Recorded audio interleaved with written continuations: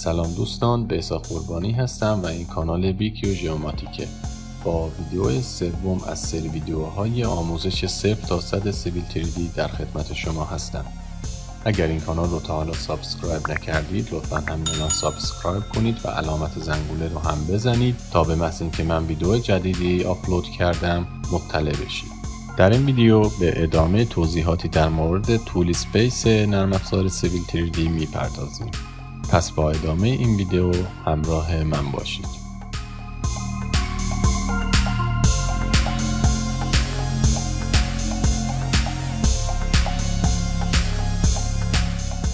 قسمت هایی که توضیح دادم رو نمونهش رو در دراوینگ هم میبینیم. ببین نقاط هستن، پوینتس هست، در پایین میبینید نقاط رو.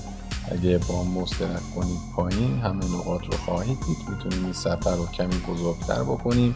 اگر هم موس رو اینجا نگه دارید میتونید عرض تول اسپیسمون رو هم بیشتر کنید. خب نقاط رو مشاهده میکنید اینجا لیست نقاط رو. با کشیدن این قسمت به پایین هم میتونید همه نقاط رو مشاهده بکنید.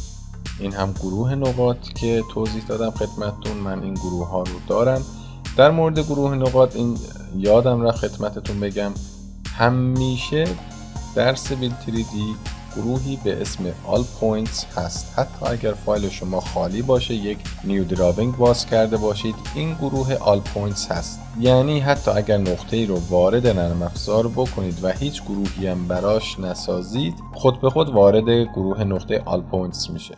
منتها توجه داشته باشید که شما هر بار که هر نقطه‌ای رو وارد کنید در هر بازه زمانی یا مال هر مکان دیگه‌ای هم باشه، همشون وارد آل پوینتس میشن. ولی اگر شما گروه نقاط رو ایجاد کنید میتونید هر نقطه رو وارد گروه مخصوص خودش بکنید، علی‌رغم اینکه همه این نقاطی که داخل این گروه ها هستن مجموعشون در آل پوینت هم هست. مثلا من این گروه نقاط رو میخوام ببینم کجا قرار دارن، روش راست کلیک میکنم و عبارت زوم تو رو میزنم تا زوم کنه به اون منطقه که اون نقاط هستن.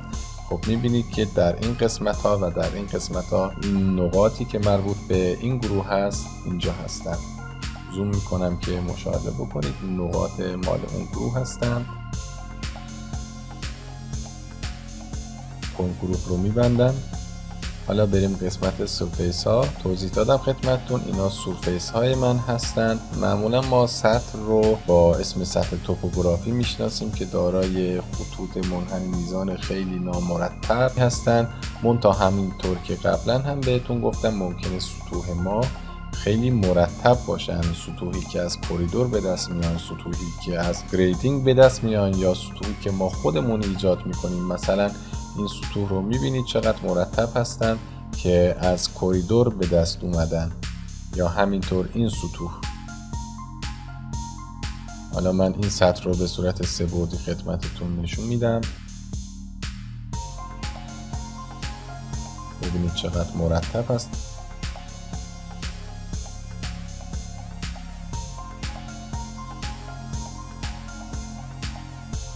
من زمین طبیعی رو هم خدمتتون نشون میدم که یک سطح توپوگرافی خیلی فرق داره با سطحی که از گریدینگ و کوریدور به دست اومده.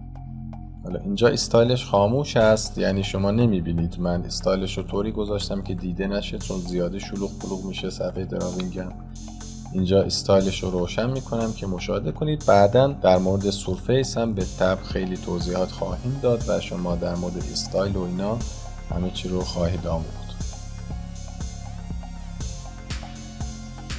این هم یک نمونه از سطح توپوگرافی ما. این رو هم میتونیم به صورت 3 بعدی ببینیم.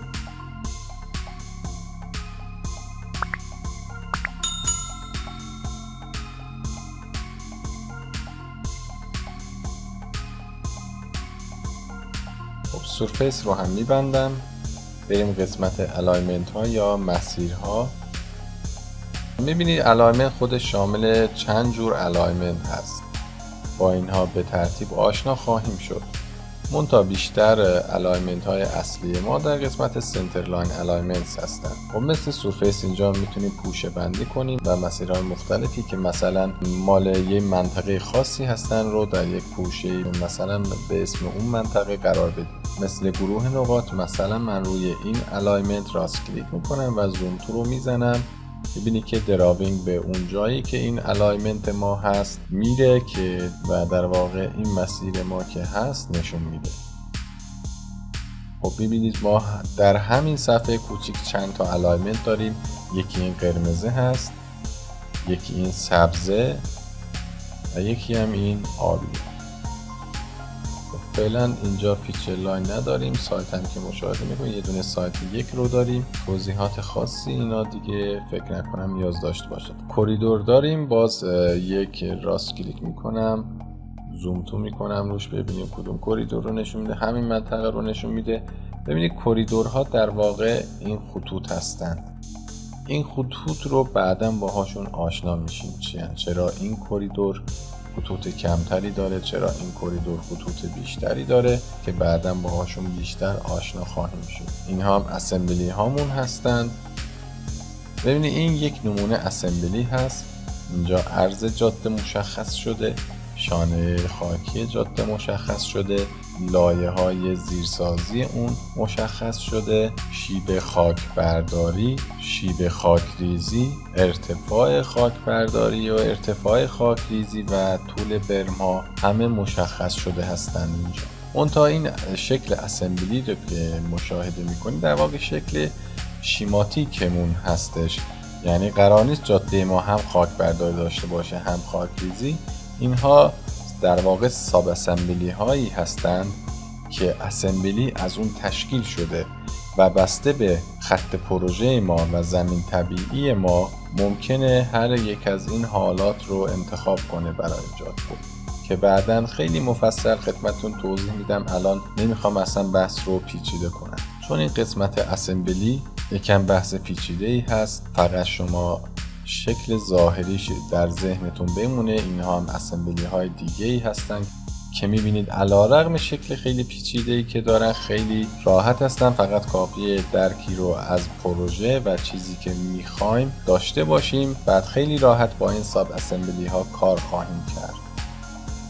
این هم یک نمونه اسمبلی هست که پایپینگ هم داخلش هست. 5 تا لوله هست در داخل این اسمبلی ما.